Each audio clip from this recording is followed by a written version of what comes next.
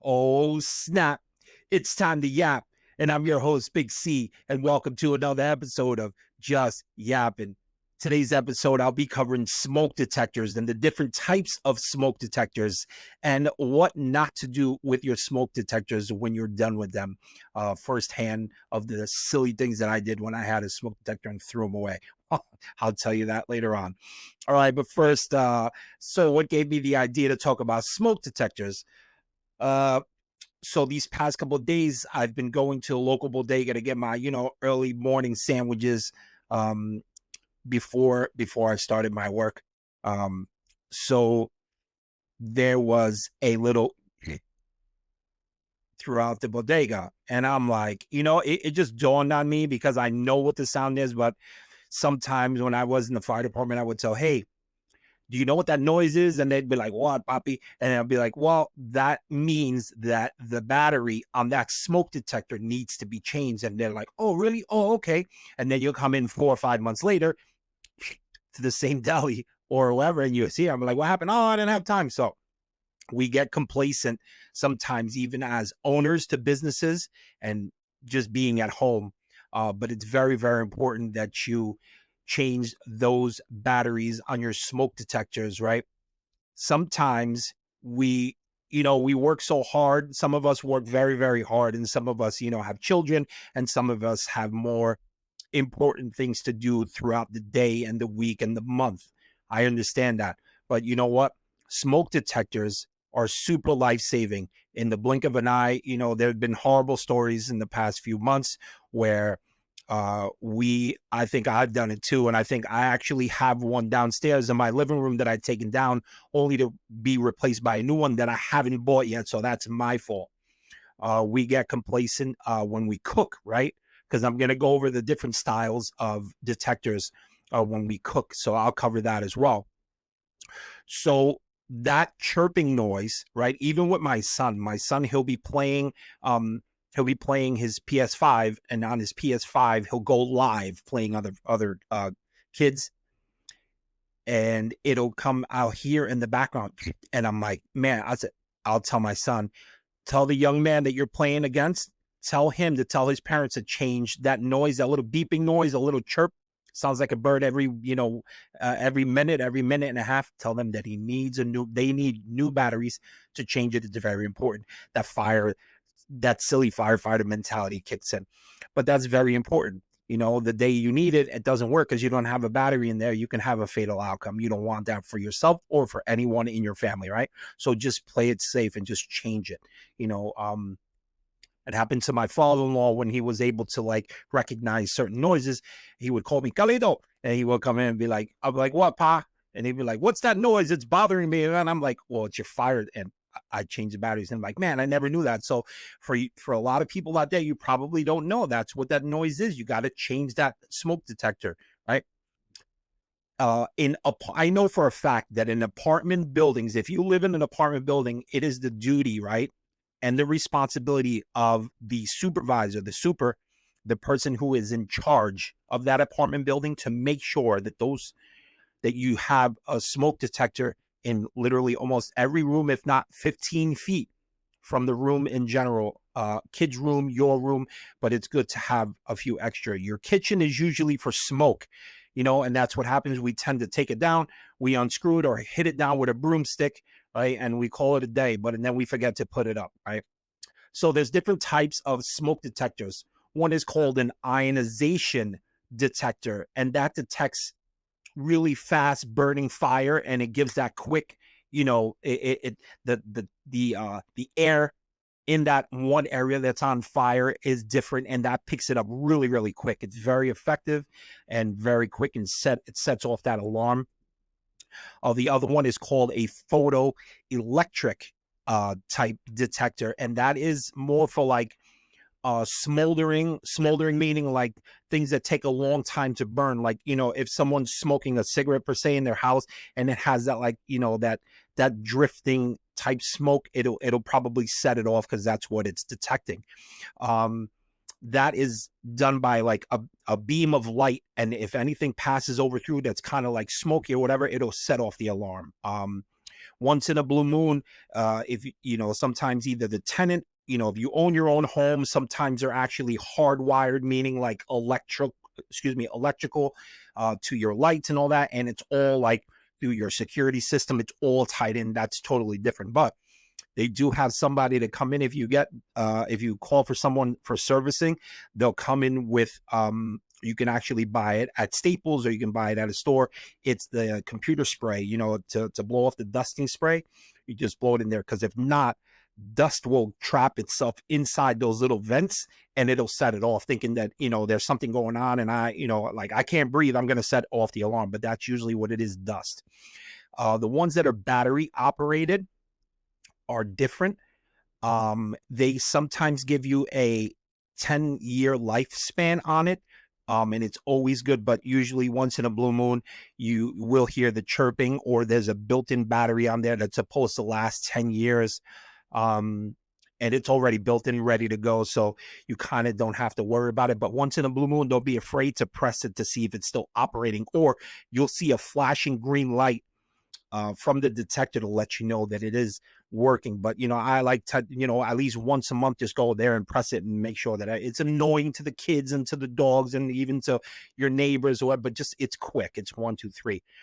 So there's also it's good to have both type detectors, the ionization one and the photoelectric one. So then that way, if anything, we'll pick up one quicker than the other to give you time to escape from your home. Make sure you grab your usually we say if there's a fire and you have pets, get out as quick as possible, because what dogs and maybe cats will have the tendency to do is hide because they're scared.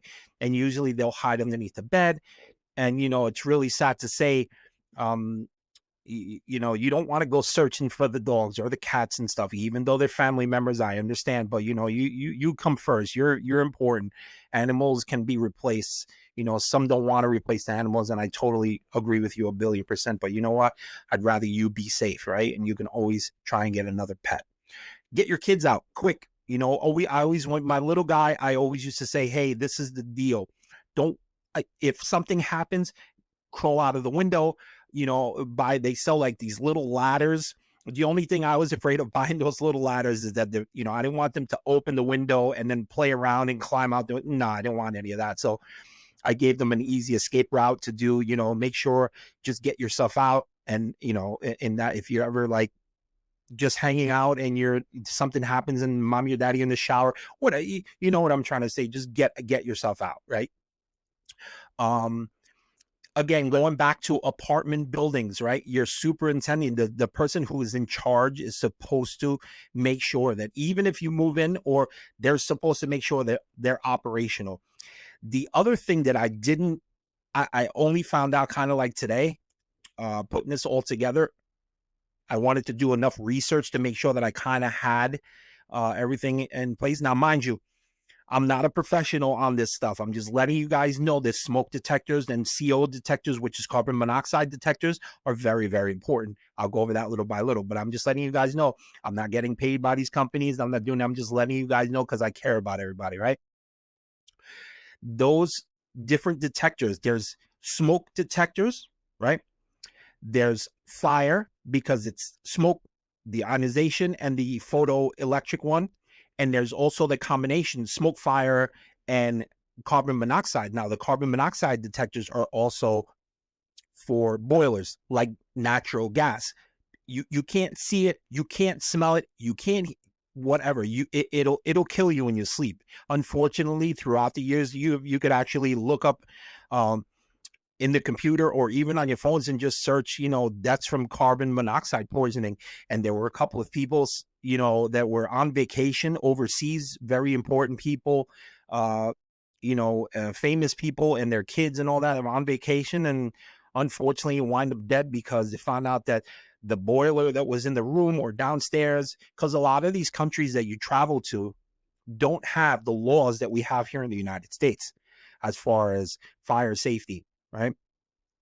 They don't have that stuff. So it's going to sound sad, but unfortunately, like, well, you're coming to my country on vacation. Why should I have to worry about fire detectors and CO detectors, which the laws don't apply to that? And it's really sad because people are like, oh man, you know. Um, some people, it's funny, but some people carry like a small carbon monoxide detector and plug it in their rooms on vacation and stuff.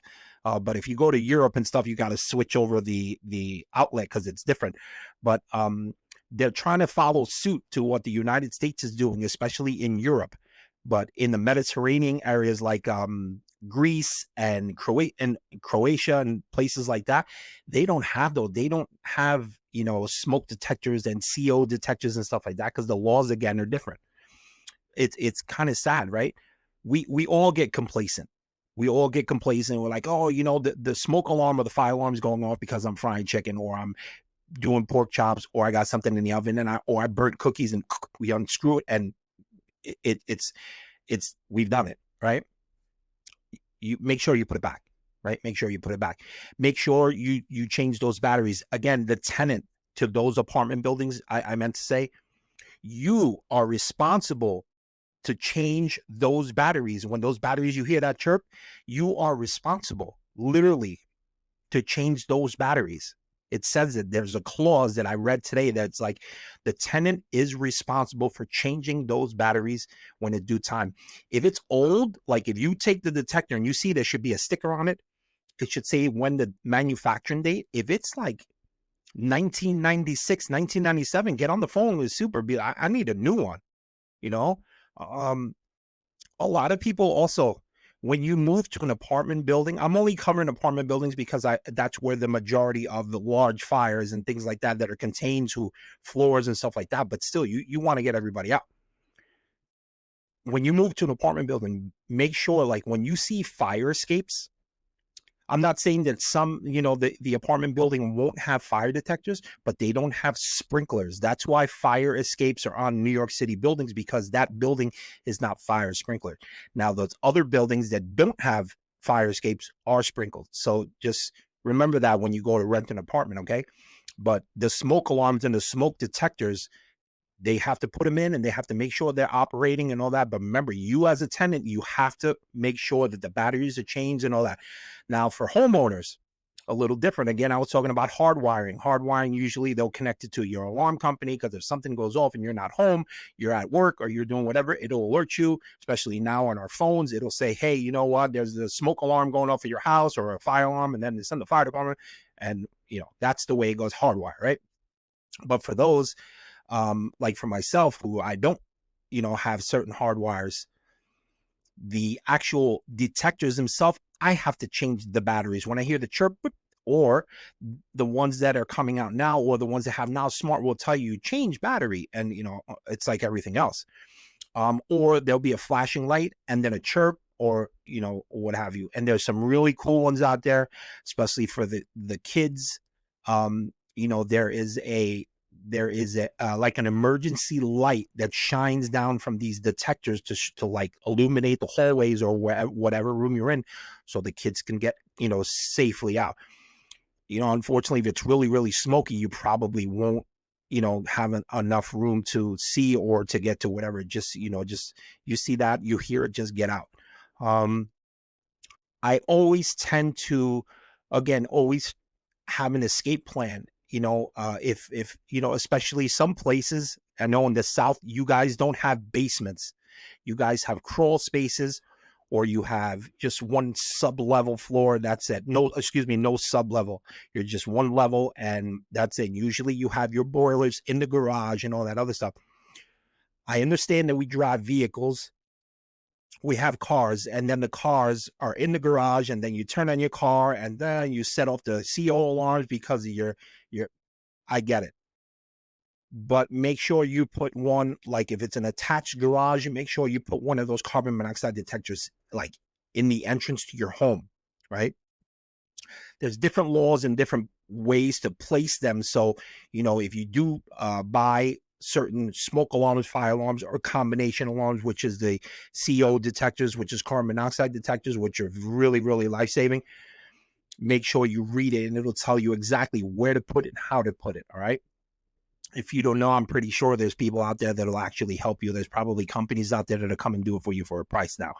A lot of people, especially in this day and age, we don't have a pocket full of money. They'll be like, here, do this, do that. So just, just go out and do the best you can, but make sure you install them. All right. One thing that you need, um, that I think that there's some, I'm not going to say the companies, but there are some fire detector companies and stuff that charge way too much for literally saving your life from a fire. Honestly, they really, really do. They're just so expensive. Like there's combination detectors that I bought, 5, 6 years ago that are like $60, $70 for like, top brand stuff. I mean, you want the best, and I'm maybe sometimes afraid to go and just put up a regular, you know, a detector for cheap, $15. Is it going to do the same job? I hope so, but people always want to spend more, and you get what you paid for, basically, and my family comes first,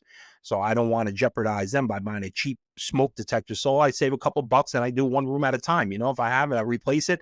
I have the money, I'll go and buy it. But so far, knock on wood, that we're fortunate enough that everything has been okay. But for us, I have a carbon monoxide detector in my basement. I have one coming up the stairs. I have combinations in our room, my son's room, in the hallway. The living room is just smoke fire, and in the kitchen is just smoke fire as well. But we kind of disconnected. But it's going back up. Nowhere. Another thing to have, especially in if you go to Walmart, or if you go to Home Depot, or you go to Lowe's, or you go to any hardware stores, they'll sell it's not tall, it's maybe 2.5 feet, maybe it's a 6 pound, maybe 5 pound fire extinguisher.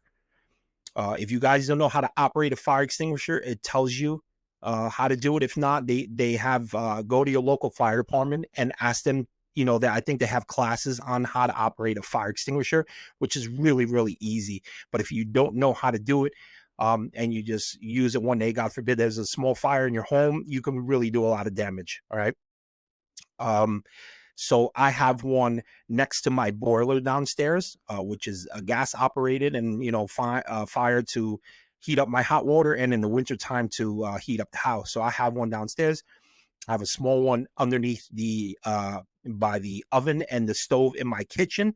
There are a lot of people out there. You have to make sure, please, if you have an oil or grease fire in your kitchen, do not, I'm going to say this again, do not put water on it. You'll burn yourself.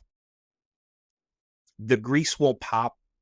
You'll have grease flying all over the place, and you will have fire roaring up the side of the walls and it'll be a nightmare for you. If you don't believe me, you can go on any of these social media channels and just type it in, and it'll show you. Do not order on oil fires. Don't. Either turn off the burners if you can, and maybe cover it if you have, or if get out, call the fire department, get out. I have a grease fire in my house, and right? Don't put water. Some people use baking soda, but if it's small enough that you can put baking soda on and smother it, fantastic. No water, please. Or just if you have that little smoke detector, the fire extinguisher close by, you can use it. But again, if you don't know what you're doing, you can make it a lot worse for yourself. So just take a small class. I think they're actually free. I would hate to fire departments to be calling me or sending me messages, be like, I got 2,000 people at my door right now trying to, you told them that to go to the local firehouse and learn how to use a fire extinguisher. Well, that's what you guys are there for. That's your business, right? So I'm just trying to make everybody aware of what's going on, especially now that the summertime is coming around. I just want everybody to be safe, because again, complacency unfortunately kills. If you get complacent, you relax, you do whatever, you have barbecues, you have all this stuff, it's similar, right? Fire is a fire, right? So you want to be smart. Also, I know I'm jumping a little bit, but I just want to also mention that I know weather, okay? Weather also plays a role as far as using detectors, because if you have electricity and your electricity goes out because of a storm, and you have a generator, right? And you power up that gas generator, do me the favor, don't put it inside your home.